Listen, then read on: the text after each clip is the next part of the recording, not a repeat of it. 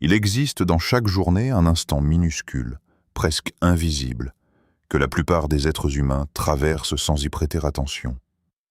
Un instant si ordinaire qu'il en devient banal, si répétitif qu'il semble dépourvu de mystère. Pourtant, dans ce moment précis, se joue quelque chose de fondamental. Quelque chose qui influence la manière dont tu te perçois, dont tu te tiens dans le monde, dont tu dialogues avec ton propre inconscient. Nous croyons souvent que notre vie se façonne à travers les grandes décisions, les événements marquants, les choix spectaculaires. Mais l'inconscient, lui, fonctionne autrement. Il se nourrit des détails. Il observe les gestes ordinaires. Il interprète les habitudes. Il capte les intentions silencieuses. Ce sont ces micro-gestes répétés qui sculptent peu à peu notre identité intérieure. Chaque matin, avant même que le monde extérieur ne s'impose à toi, avant que les exigences, les rôles et les contraintes ne t'encerclent, ton psychisme se trouve dans un état particulier. Entre sommeil et veille, entre obscurité et lumière, entre dissolution et reconstruction. C'est un moment de vulnérabilité, mais aussi de puissance. Un espace malléable où l'inconscient est encore ouvert, réceptif, perméable. Dans cet instant suspendu, tout ce que tu fais prend une valeur symbolique. La manière dont tu te lèves, dont tu te tiens, dont tu te regardes, dont tu te prépares. Ces gestes ne sont pas neutres. Ils envoient des signaux profonds à ton monde intérieur. Ils façonnent la relation que tu entretiens avec ta propre existence. Car, souvent sans t'en rendre compte, tu dialogues chaque matin avec ton inconscient. Et ce dialogue silencieux influence la qualité de ta présence, la solidité de ton identité, la clarté de ton chemin intérieur. Ce que tu t'apprêtes à découvrir n'est pas une simple réflexion sur la routine matinale. C'est une plongée dans l'un des rituels psychiques les plus puissants et les plus méconnus de l'être humain. Un rituel capable, lorsqu'il est vécu consciemment, de restaurer la cohérence intérieure, de réactiver la présence et de rouvrir l'accès à ce centre profond où l'âme retrouve sa stabilité. C'est dans ce moment suspendu, entre l'ombre et la lumière, que commence le véritable rituel du matin. Partie 1. Le matin. Un portail symbolique entre deux mondes. Le matin n'est pas simplement l'instant où les paupières se soulèvent et où la lumière pénètre dans la chambre. Il est un seuil, un passage délicat entre deux univers, deux états de conscience, deux réalités intérieures. À cet instant précis, quelque chose bascule. Le monde des rêves se dissipe lentement, mais ces images, ces symboles et ces émotions n'ont pas encore quitté le champ de ton esprit. Tu es encore suspendu entre l'obscur et le visible, entre l'inconscient et la conscience, dans cet espace fragile où tout demeure possible. C'est là que se joue une alchimie silencieuse. L'inconscient, encore ouvert, encore malléable, murmure ses messages. Il n'utilise pas de mots. Il parle par sensation, impression, élan, résistance. Ton corps s'étire, ton souffle cherche son rythme, tes pensées flottent sans direction précise. Ce moment n'est pas neutre, il est une matrice. Ce que tu y insuffles façonne l'atmosphère intérieure de toute la journée. Les civilisations anciennes connaissaient ce secret. Elles percevaient l'aube comme un temps sacré, un moment où les mondes communiquent, se laver, s'habiller, se préparer n'étaient pas de simples nécessités pratiques. Ces gestes portaient une charge symbolique profonde. Ils signifiaient le retour à la vie, la sortie du chaos nocturne, la reconstruction consciente de l'identité. Chaque mouvement devenait une invocation silencieuse. Je me tiens debout, je reviens à moi, je prends place dans le monde. Mais aujourd'hui, ce passage est souvent traversé dans l'oubli. Le réveil sonne, le corps se lève, les gestes s'enchaînent mécaniquement. Le regard glisse sans s'arrêter. L'esprit s'engage déjà dans les obligations, les contraintes, les urgences. Le seuil est franchi sans être vu. Pourtant, dans cet automatisme, quelque chose se referme. Le dialogue intérieur se tait. L'instant de naissance psychique se dissout dans la précipitation. Car chaque matin, avant même que tu ne prononces un mot, ton inconscient observe. Il enregistre la manière dont tu émerges. Il capte la qualité de ta présence, l'intention de tes gestes, la douceur ou la brutalité avec laquelle tu entres dans ta propre existence. Dans cet espace fragile, se dessine déjà la posture intérieure avec laquelle tu affronteras le monde. L'aube devient alors bien plus qu'un simple début. Elle est le premier langage que tu adresses à ton âme.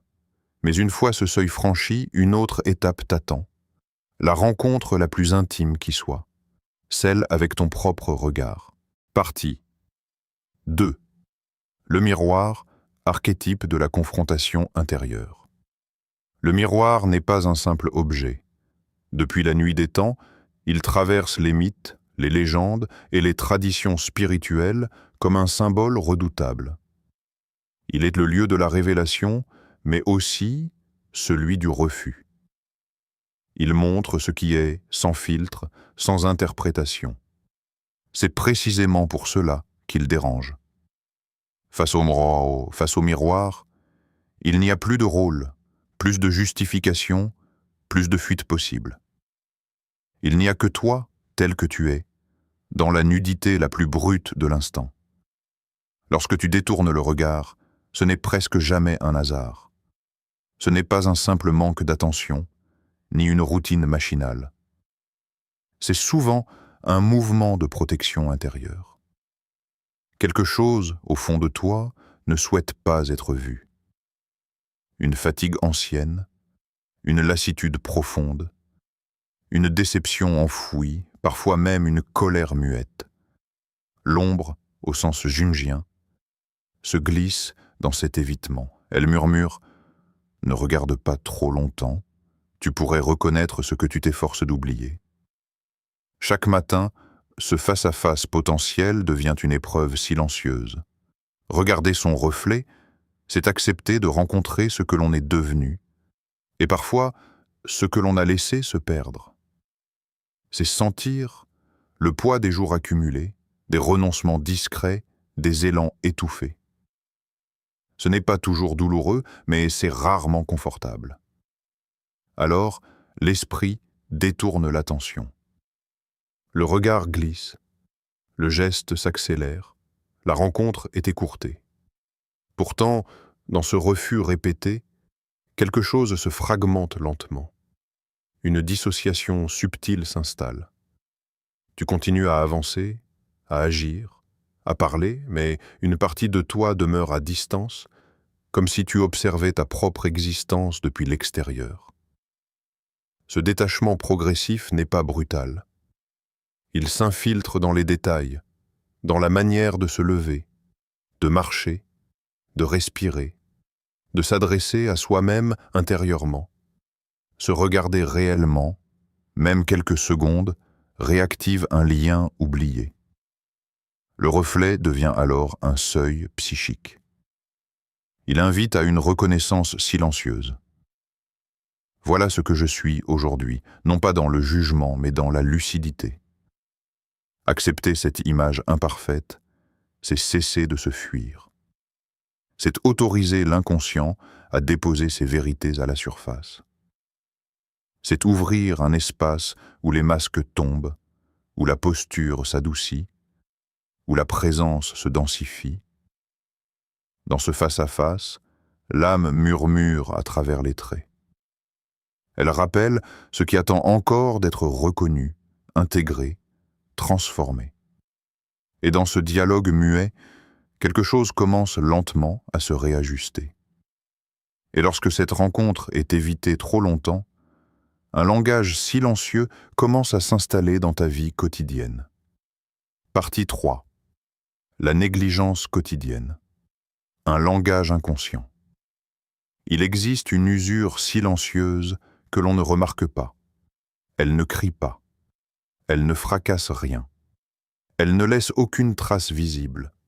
Et pourtant, jour après jour, elle grignote l'espace intérieur. Elle s'installe dans les gestes ordinaires, dans ces décisions que l'on ne prend même plus conscience de faire. Le laisser-aller ne survient jamais d'un seul coup. Il s'infiltre dans le détail, dans la répétition, dans l'indifférence progressive envers ce qui autrefois comptait encore. Un matin, tu choisis le premier vêtement qui te tombe sous la main. Le lendemain, tu ne prends même plus le temps d'y penser. Puis tu évites ton reflet. Tu avances sans vraiment te voir. Ces gestes semblent anodins. Ils ne déclenchent aucune alarme. Pourtant, ils s'inscrivent profondément dans la mémoire psychique. À chaque répétition, un message silencieux se grave dans l'inconscient. Je ne mérite plus vraiment d'attention. Ce langage est d'une redoutable efficacité.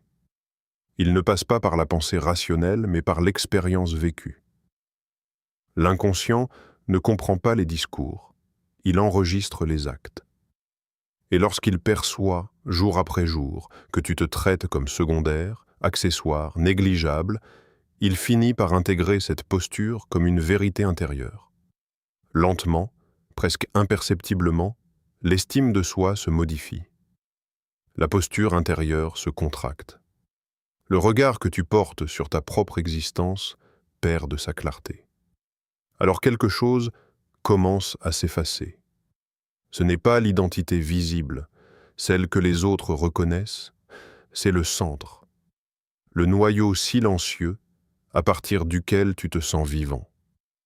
Tu continues à fonctionner, à accomplir ce qu'il faut, à répondre aux attentes, mais la présence intérieure s'amenuise.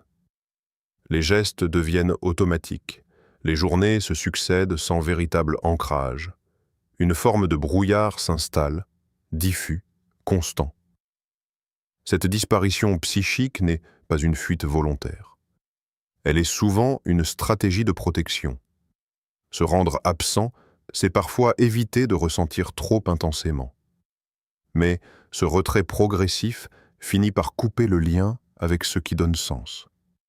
L'élan vital s'affaiblit. Les désirs s'émoussent. Les rêves deviennent lointains, presque irréels. Dans cette dérive silencieuse, la négligence quotidienne agit comme un saboteur discret. Elle altère la relation à soi. Elle fragilise la perception de sa propre valeur. Elle transforme l'existence en succession d'obligations, dépourvues de cette vibration intérieure qui donne la sensation d'habiter réellement sa vie. Pourtant, il existe un chemin inverse, capable de te ramener progressivement vers ton centre. Partie 4. Se préparer. Un acte d'individuation.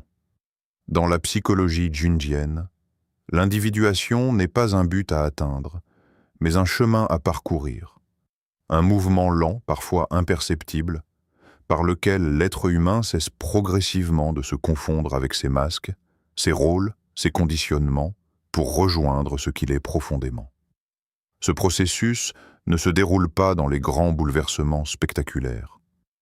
Il s'opère dans les gestes simples, répétés, presque invisibles, là où la conscience choisit de s'impliquer au lieu de subir. Se préparer chaque matin peut devenir l'un de ces actes discrets d'individuation. Non pas comme une obligation sociale, ni comme une quête d'image, mais comme un rituel symbolique. Dans cet espace intime, tu ne réponds plus aux attentes extérieures. Tu réponds à un appel intérieur. Tu ne t'habilles pas pour être vu, mais pour t'habiter. Chaque geste devient alors porteur de sens. Redresser la posture, c'est redonner une verticalité à l'âme. Ajuster ses vêtements, c'est restaurer une cohérence entre le dedans et le dehors. Se regarder, même brièvement, c'est reconnaître sa présence au monde. Dans cette chorégraphie silencieuse, tu inscris une intention claire dans la matière. Je suis là, je prends place, j'assume mon existence. L'inconscient reçoit ce message comme un signal fondamental. Il ne l'analyse pas, il l'intègre. Jour après jour, cette répétition grave une empreinte nouvelle dans la psyché. Là où s'installait autrefois le doute, une forme de stabilité émerge. Là où régnait la dispersion, un axe intérieur commence à se dessiner. Ce n'est pas une transformation brutale. C'est une reconstruction patiente, presque imperceptible, mais profondément structurante. Dans ce rituel, tu ne cherches pas à devenir autre. Tu permets simplement à ce qui est déjà là de prendre forme. L'individuation n'ajoute rien. Elle révèle. Elle rassemble les fragments dispersés. Elle tisse un lien entre les différentes dimensions de l'être. Et dans ce tissage, chaque geste compte, chaque intention devient un fil. Ainsi, se préparer devient un acte fondateur. Un moment où l'identité cesse d'être subie pour être choisie. Un instant où l'être humain se positionne à nouveau comme sujet de sa propre vie. Dans ce face-à-face matinal, loin du bruit du monde, quelque chose se réorganise. L'ombre trouve sa place. La conscience s'enracine. Le moi se réaligne. Ce micro-rituel devient alors un laboratoire intérieur, un espace où se rejoue chaque jour le processus de devenir soi. Là où l'âme s'entraîne à exister pleinement, sans masque, sans fuite, sans effacement. Mais cette renaissance intérieure ne devient complète que lorsqu'elle se reflète aussi à l'extérieur. Partie 5. Aligner l'intérieur et l'extérieur. L'être humain ne peut pas longtemps vivre dans la contradiction intérieure sans en payer le prix. Lorsque ce qu'il ressent profondément ne correspond plus à ce qu'il montre au monde, une tension invisible s'installe. Elle ne se manifeste pas toujours de manière spectaculaire.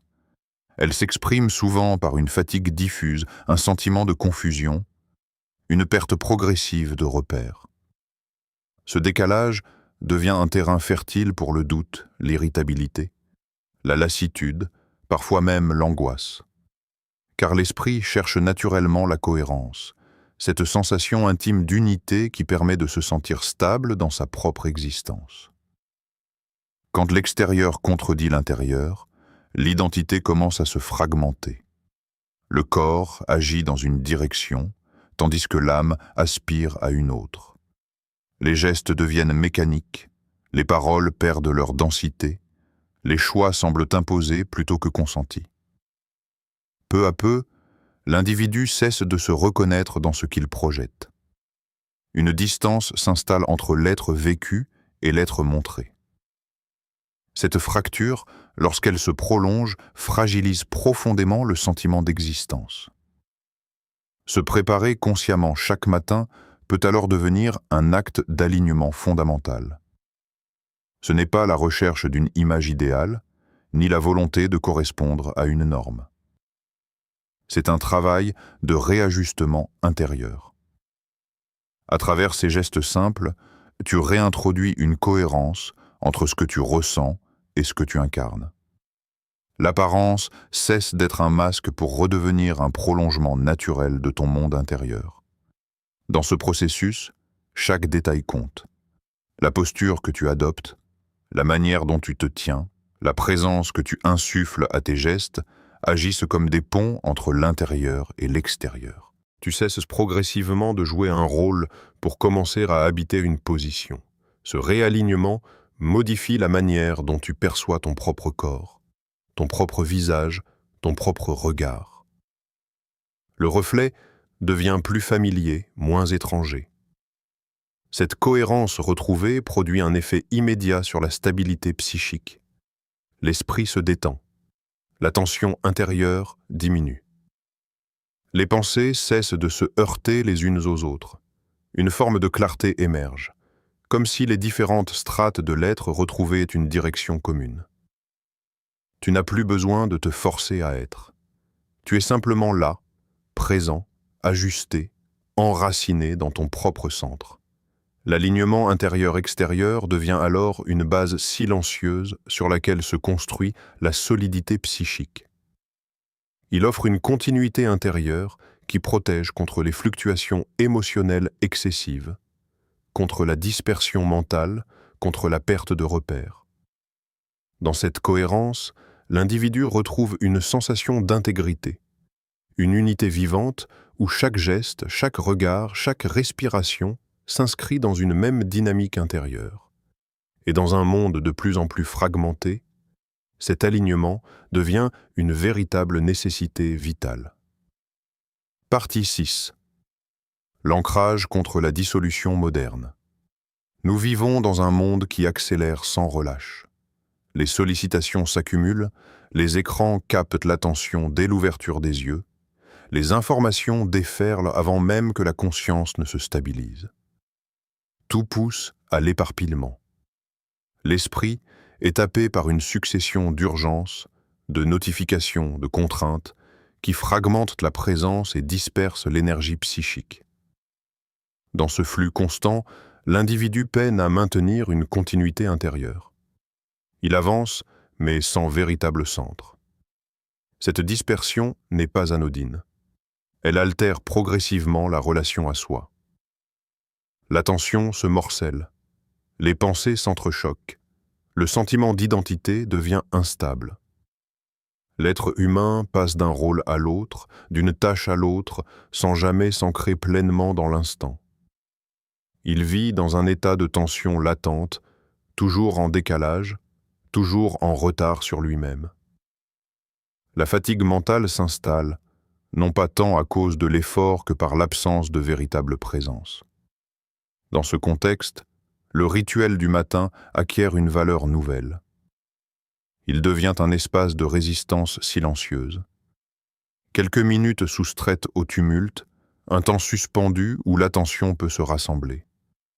Ce moment, aussi simple soit-il, agit comme un point d'ancrage existentiel. Il permet de réintégrer son centre avant que la journée ne disperse à nouveau l'énergie intérieure. Se préparer consciemment, dans ce monde saturé de stimulation, revient à tracer un cercle invisible autour de soi. Un territoire intime, préservé, où la conscience peut se poser. Là, le corps retrouve son rythme. Le souffle s'approfondit. Les gestes ralentissent. La pensée cesse momentanément de courir. Dans cet espace minuscule, mais dense, l'individu redevient présent à lui-même. Cet ancrage ne cherche pas à bloquer le mouvement du monde, mais à offrir une stabilité intérieure suffisante pour y faire face sans se perdre. Il agit comme une racine psychique permettant de rester debout au cœur de la tempête. Plus le monde extérieur se fait chaotique, plus ce point d'ancrage devient essentiel. Il protège contre la sensation de déracinement, contre la dissolution progressive du sentiment d'identité. Dans ce rituel, chaque geste devient une borne, un repère intérieur. Il marque un commencement clair. Il trace une frontière symbolique entre le dedans et le dehors. Avant de se livrer aux multiples exigences du quotidien, l'individu se rappelle silencieusement qu'il existe d'abord comme présence consciente, avant d'exister comme fonction sociale, professionnelle ou relationnelle. Ce rappel discret redonne une densité à l'expérience vécue, une profondeur qui empêche la vie de se réduire à une simple succession de tâches. Car c'est dans ces gestes simples que se joue aujourd'hui l'un des plus grands enjeux de l'existence moderne.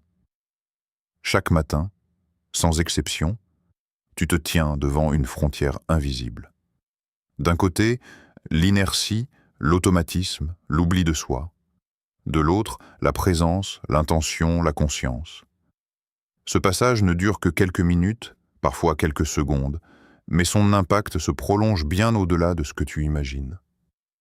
Car ce que tu choisis à cet instant ne façonne pas seulement ta journée. Il façonne la relation que tu entretiens avec ton propre être. Il nourrit, lentement mais sûrement, la manière dont tu te reconnais, dont tu te respectes, dont tu t'habites. Se préparer consciemment n'est pas un acte banal. C'est un choix intérieur. Le choix de ne pas s'effacer. Le choix de ne pas se dissoudre dans la vitesse, la fatigue, les contraintes. Le choix de rester présent à soi, même lorsque le monde devient exigeant, confus, chaotique. Ce rituel discret devient alors une forme de résistance intérieure. Une manière silencieuse de dire « je suis encore là », de rappeler à ton inconscient que tu mérites attention, considération, présence.